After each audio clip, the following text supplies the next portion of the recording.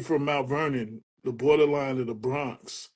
And when I was 7, like my parents, moved to Central Islip, Long Island. So I was out there for a while. My parents broke up, and then I went back, drove my mother crazy. She sent me back to Mount Vernon for high school. So I was like, in high school, I was on the borderline of the Bronx.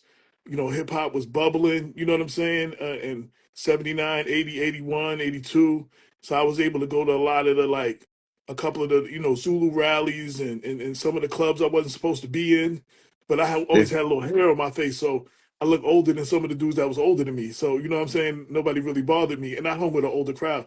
So just hearing it, like the first thing I saw was, and I said this in an interview when we was in London a couple of weeks ago.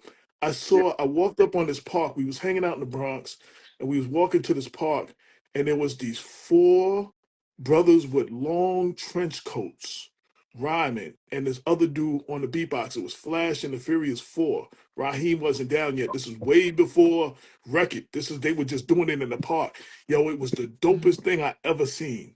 You know what I'm saying? And I was all in. And the 3 that made me want to do this is early Melly Mel, early Mo D, Kumo D, and early Grandmaster Cash. Shout out to Grandmaster Cash, Cold Crush. Salute. Those are the 3 Oh, Crush Brothers. that made me really Yeah. want to pick up a mic, like, and really do this.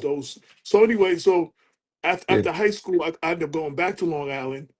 You know what I'm saying? And then cats in our neighborhood, my man Mike Walls, my next door neighbor Rodney Norman, they were like, yo, B Love and them was starting to do their thing. They was a couple of years younger, and they was doing this house party. I didn't feel like going nowhere. My boys dragged me, to the party, and we got to the party, and they was like, "Yo, let Ed get on the mic. Let Ed get on the mic." So, I got on the mic. I did my thing. B Love's not gonna let nobody like show him up on his set. So then he gets on the mic, and we're going back and forth and back and forth and back and forth for like 40 something minutes or whatever. It wasn't real battle. We were just rhyming, going rhyme for rhyme. And basically, at the end of the night, everybody said we sounded good together. So the next day, we was getting. I got up with them the next day. We was working on routines and the whole nine. And I officially joined the crew. And